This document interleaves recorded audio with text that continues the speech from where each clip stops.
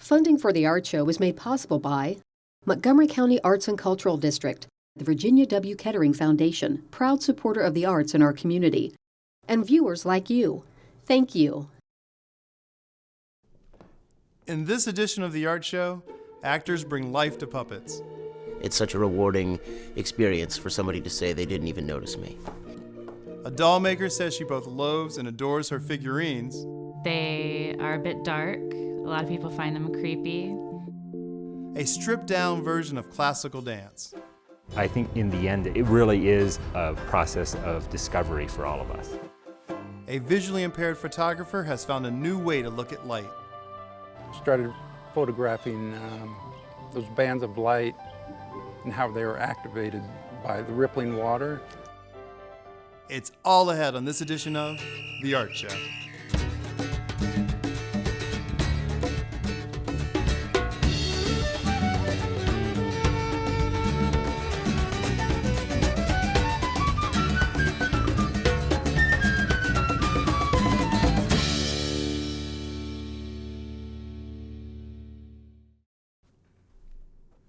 Hello, I'm Rodney Veal, and this is The Art Show, where each week we get unprecedented access to local, regional, and national artists and arts organizations. Puppetry is a very ancient form of theater. They've been used since the earliest times to communicate the ideas and needs of human society. Dayton's Zoot Theater Company is making and using puppets today to entertain and stimulate the creative spirit. Puppetry is most definitely still alive. Well, my name is the Amazing Amos, and for my first trick, I'm gonna hit my hand with a hammer. Okay, here it goes.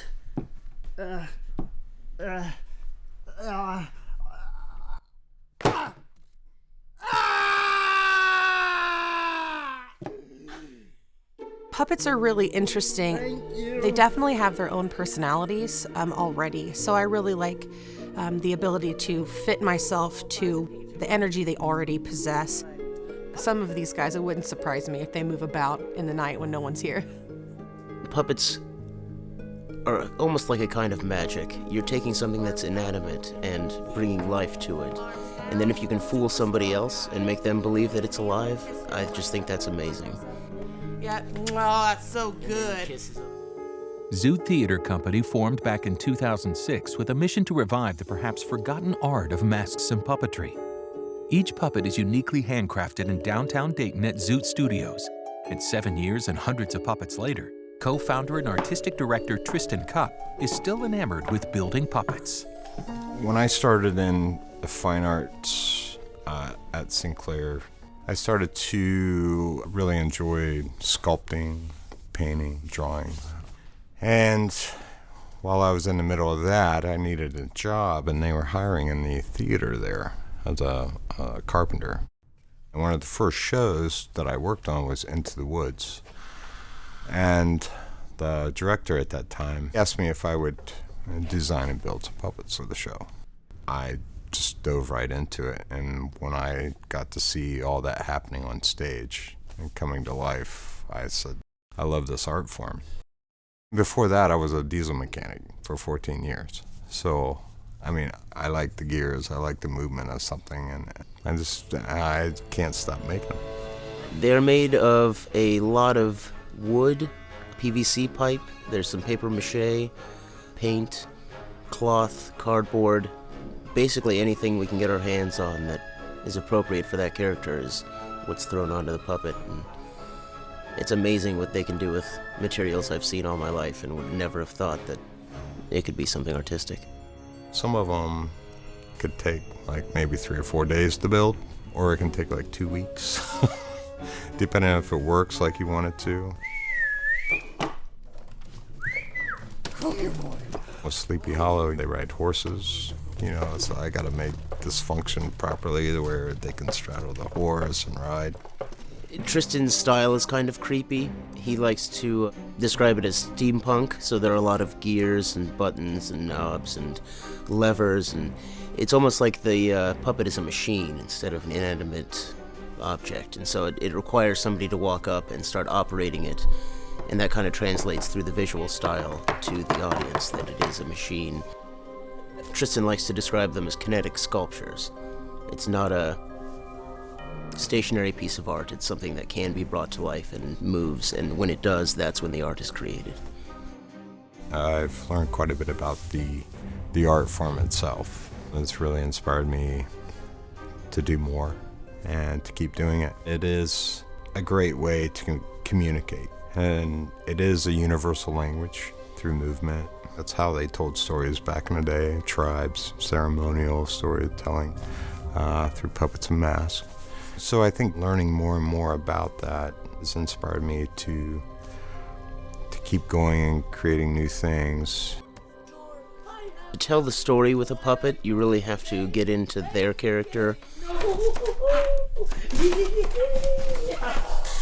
I get to use more cartoony and creative voices with them, and rarely would I ever get to be a rabbit or a dragon myself, but through a puppet I'm able to become that kind of character, which is really cool. Seeing a mechanism that doesn't move on its own and becoming animated by people to look and feel real with true emotions that are coming out of that object, it's really fascinating, I think, and they hold my attention and they captivate me.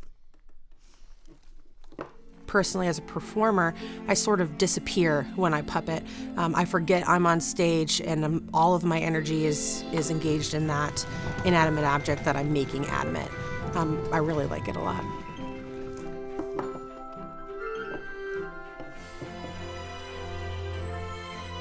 Not every actor wants to work puppets, or when they do, they don't like it. For my next trick, and there's some that want to do it all the time, that really love it.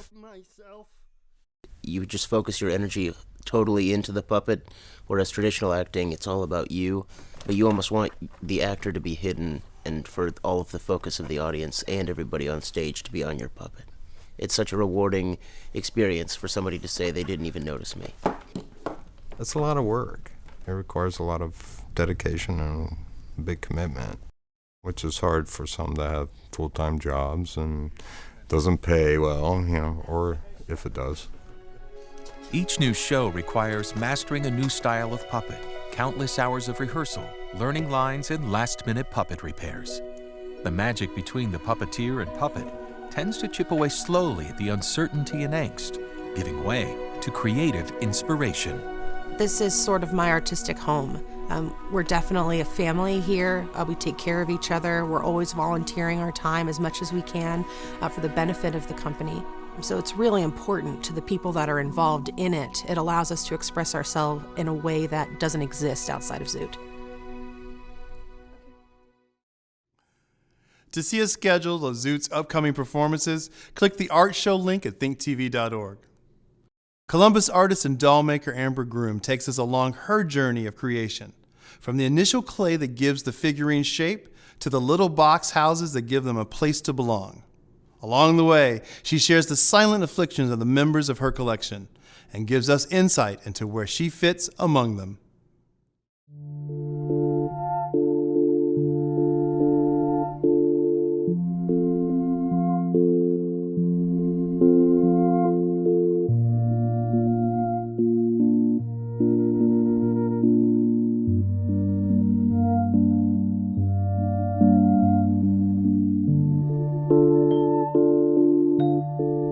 I feel like they're kind of beautiful, yet grotesque in a lot of ways. They started out very angsty, but they've evolved to be more of a whimsical sort of thing.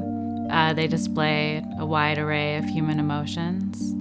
They are a bit dark. A lot of people find them creepy. That I don't mind.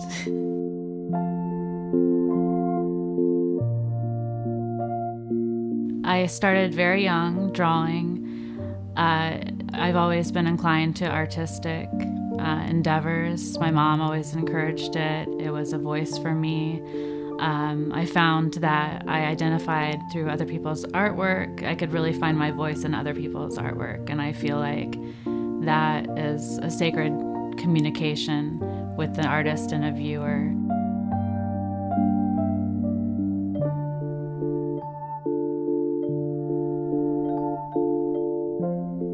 I start out by sculpting the head, put together the body. It's all formed around a toothpick.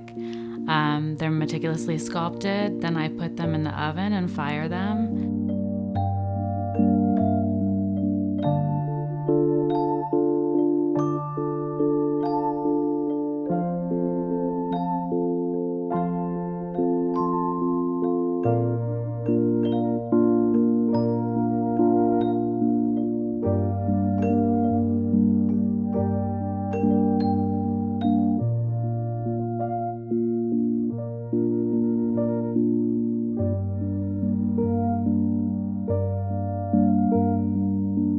Then I use an assortment of lace remnants and little objects, found objects that I use for it all to come together in detail.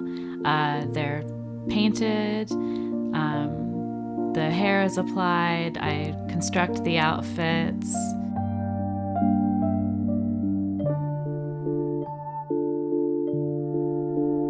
I think that the act of doing them is very ritualistic for me. It is very calming and soothing to get involved in the detail. It acts almost as a catharsis in a lot of ways for some of the emotions that I'm bringing up and showing and portraying in the dolls.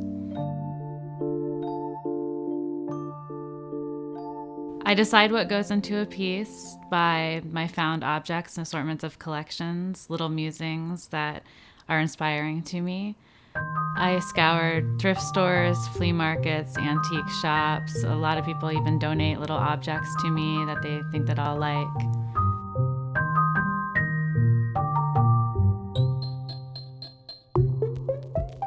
I really like to indulge in my aesthetic, so a lot of the things that you see around me are collected through antique shops and whatnot. It's very important for me to surround myself with inspiring objects.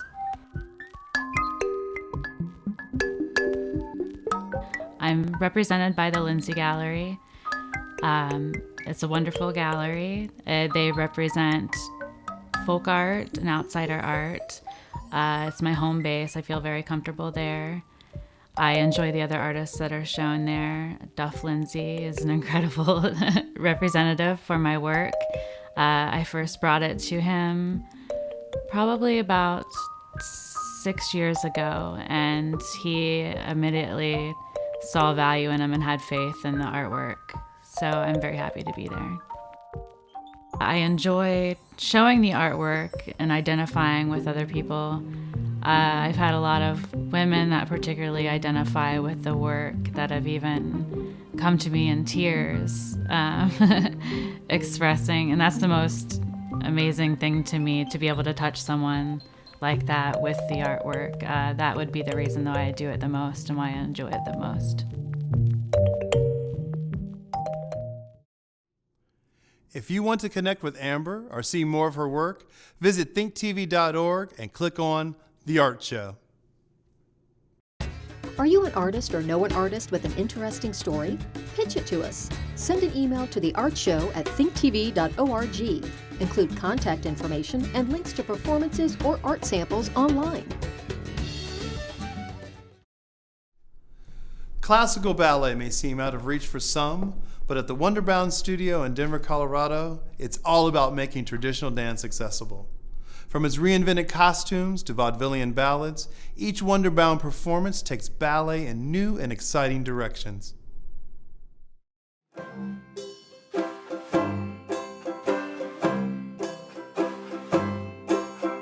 It's a really organic process rather than having this really strong structure. We just move into the conversation and see what fits and what feels natural. So we're not necessarily telling a narrative story in the tradition of Swan Lake or Sleeping Beauty, but all that technique underlies it, and it becomes a more emotional journey, a more psychological journey rather than a direct narrative. By doing that, what it creates is an opportunity for the audience member to kind of fill in those blanks. Something that I noticed in watching the rehearsal was that you keep the entire company here while you're creating the piece, as opposed to calling maybe just those 3 or 4 dancers that you have working. Why do you make that decision as a company? When I'm creating a new work like this one, where I'm kind of fleshing out the narrative while I'm creating with them, it really helps me to kind of see who I have available. Sometimes I'll make a discovery mid-process in a movement that this particular character or this particular person has a role in it that I didn't foresee. They're my biggest inspiration. So keeping that energy going and keeping that sense of journey together is really important to me. I think in the end, it really is a process of discovery for all of us. The new full-length ballet, A Gothic Folktale, is the result of Wonderbound's latest discovery process. A Gothic folktale really has been an evolving idea. And it is what we would call a Mongo collaboration. Mongo, because in addition to its 11 dancers, Wonderbound's Faye and Eamon enlisted the creative energy and talent of an illusionist and a musician to help craft its latest ballet. A sound that is at once old and new. That's what musician Jesse Manley strives for when creating music. I was really excited to do a full-length ballet and to be able to really dive in. I just knew I was going to evolve a lot as an artist. I immediately had a couple ideas in mind about music I thought would fit. When I knew the concept and I knew there was going to be magic involved, I was able to dive into a whole different kind of music. One of the things I did do for this project specifically was pick up the tenor banjo. It's a smaller version of the banjo and it's got 4 strings, and it was used a lot in vaudevillian music, and so with the feel and the concept of the project, I felt like that just fit in really well. That vaudevillian style is infused in the work of illusionist Professor Felix. When Garrett and I first discussed the show, he gave me such a fantastic question, which was, if there's anything you've always wanted to do on stage, what is it so we can make it happen? And that is a fantastically exciting element of what we're doing. My greatest trick is turning adults into children, just taking people away from their daily lives and putting them somewhere else, even for just a moment. Costume designer Rachel Krast stitched together the magic, mood, and mysticism established by A Gothic Folktale's other elements. In Gothic, we have lots of different elements from lots of different eras. This jacket is for one of our dancers. He is supposed to be kind of like the producer of this vaudevillian magician show. It's made to be a little more imposing, to show that authority, and to be also very regal and elegant. Visually, you can kind of expect a lot of different textures. We're really big on volume and movement here, so there'll also be a lot of very velvety fabrics and lots of different surprises. Traditionally, dance companies present works once every few months. Wonderbound challenged itself to explore how it could not only reach audiences more frequently, but also engage with the community. With that goal in mind, Wonderbound, formerly Ballet Nouveau Colorado, relocated to an unconventional dance space in Denver. I think the fact that it used to be a car garage and now there's dancers in it, you see this amazing sense of awe as people walk by, expecting to just see a bunch of cars parked there, right? But instead, what they found is human beings that are working together to create something. And in the traditional reality that we were functioning in, we were only coming in contact with the community on a once every couple month basis. And we asked the question, what if we could be coming in contact with the community every single day? We're surrounded by 3 homeless missions, and our audience on a daily basis is the homeless, and they will stand outside our garage doors for hours, and they'll clap, and they'll bring their friends from the neighborhood, and it gives them something that they desperately need, and I think it can promote hope. Moving downtown, moving into this garage space where we can open the doors and let people see the work that we're doing might create inspiration for them, add a little beauty to their lives where maybe they need a little beauty, but also engage in a deeper, a more subtle conversation about how we're all connected in a community. And that's what dance comes from. It comes from coming together. It is something that's meant to be shared. Dayton also has unconventional dance opportunities. If you're looking to take in a show, try the Dayton Contemporary Dance Company. If you want to participate, meet up with the group Swing Out Dayton, who swing dance every Wednesday night. Go to thinktv.org and click on the art show for details. On any given afternoon, you can find photographer Craig Royal perched over the railing beneath his favorite bridge. By snapping photos of rippling water, Royal says he has liberated himself from the constriction of his visual impairment and found a new way to look at light.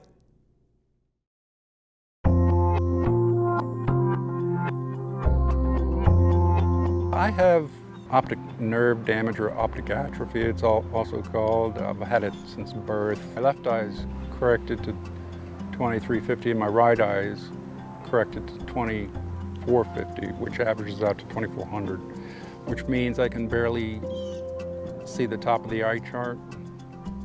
My central vision is a white blind spot. The blurred peripheral vision has an impressionist quality about it, like impressionist painting. I don't see a lot of detail. In particular, my visual impairment abstracts are specifically about my visual impairment, my blurred vision, and the blind spot that I see. Trying to figure out what to do creatively, and I bought a Nikon D40 and started taking pictures with that. It was a really nice process to go through and very accessible for someone who's visually impaired.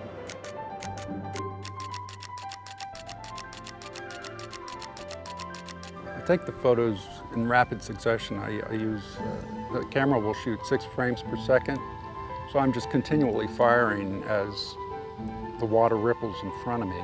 I'm using a 7300 millimeter lens, so it's a telephoto lens, and it picks up the detail of the reflection, something you really wouldn't see from where you're standing.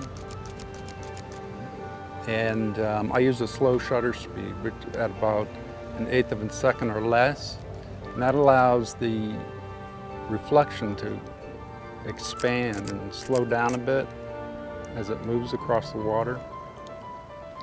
And it creates some really fantastic shapes.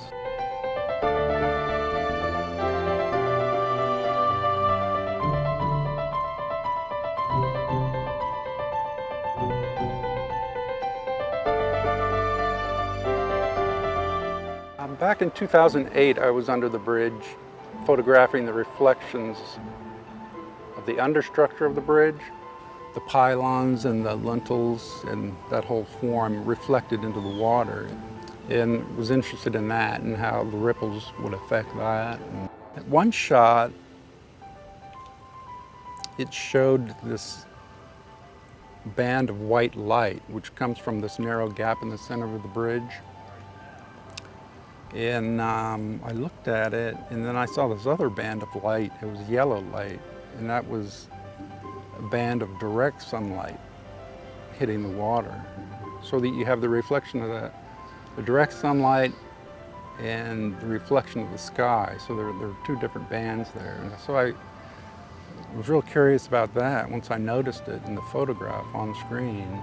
Started photographing those bands of light and how they were activated by the rippling water and the abstract forms the light would take due to that rippling. It brought the reflections into the 3rd dimension, and it just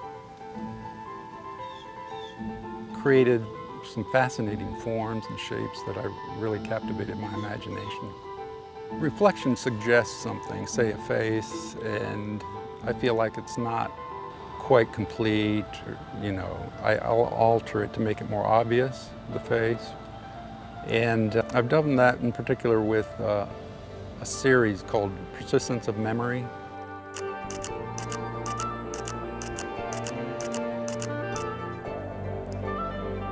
See, this gap here creates this reflection, and that's where it all happens.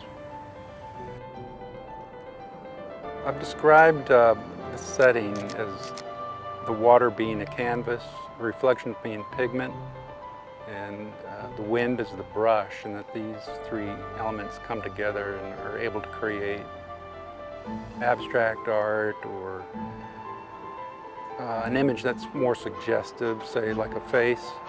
The technical term for that is pareidolia, where the human mind tries to make sense of abstract stimulus. Like people will see animals and clouds and things like that. Well, I find that in these reflections, and that will create a story around it for me. It just resonates. I was surprised to find this piece of wood floating inside a reflection when I got the image uploaded to the computer. And the reflections interacted like they'll touch it like delicately, and they'll move back and they'll touch it in different areas. It's really an interesting interaction between light and form. I enjoy the immediacy of photography so much, and the ability to use a camera as a paintbrush to create abstract art. It's just liberating for me in terms of being creative. It's just been wonderful.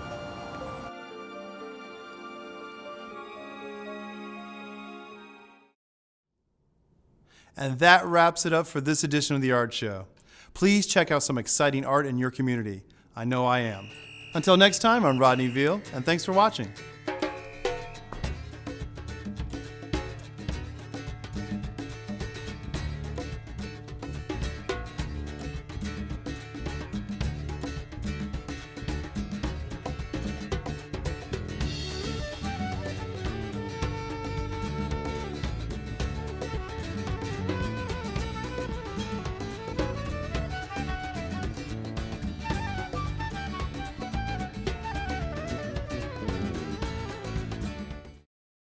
Funding for the Art Show was made possible by Montgomery County Arts and Cultural District, the Virginia W. Kettering Foundation, proud supporter of the arts in our community, Ohio Arts Council, Ohio Humanities Council, and viewers like you. Thank you.